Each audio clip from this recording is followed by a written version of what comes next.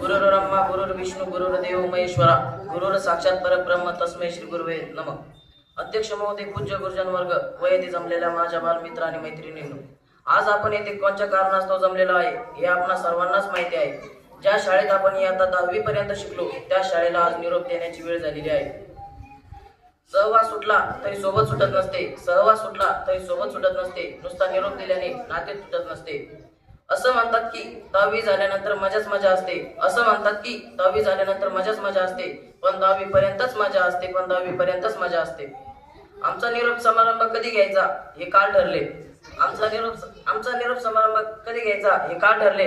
पण त्याच्या आधी एकदा लोखंडे सर वर्गात आले आणि सरांनी वर्गात येऊन सांगितलं की ज्याला पण भाषण करायचं असेल त्याने पहिले मला येऊन कागद दाखवायचा.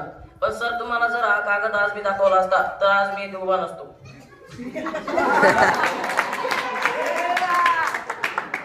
याच्यावरून एकच समजतं की आमच्या सरला एकच भीती,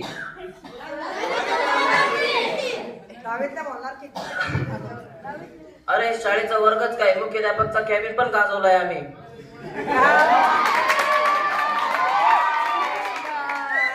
ज्या वेळेस आमच्या गणिताच्या टीचर आदरणीय डोंगरे मॅडम हजरी होत्या त्यावेळेस सकाळी 8 वाजता येऊन याच लोखंडे सरांनी आमचा गणिताचा तास घेतलेला आहे.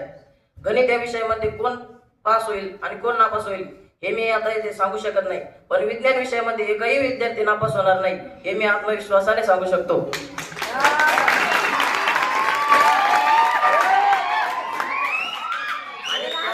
आणि त्यातल्या त्यात विज्ञान भाग 2 या विषयामध्ये एकही विद्यार्थी नापास होणार नाही, कारण की सरांनी विज्ञान भाग 2 हा विषय इतका मोकळा करून आणि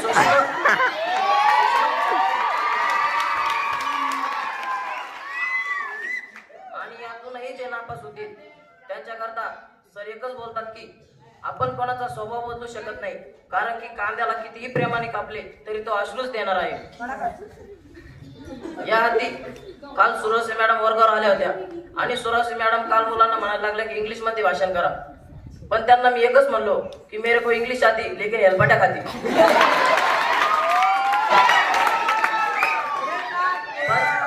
पण जाता जाता एक प्रसंग आठवतो की सरांनी आम्हाला भिंगे सरांचे व आणखी काही जण हैदराबादला सहलीला नेलं होतं.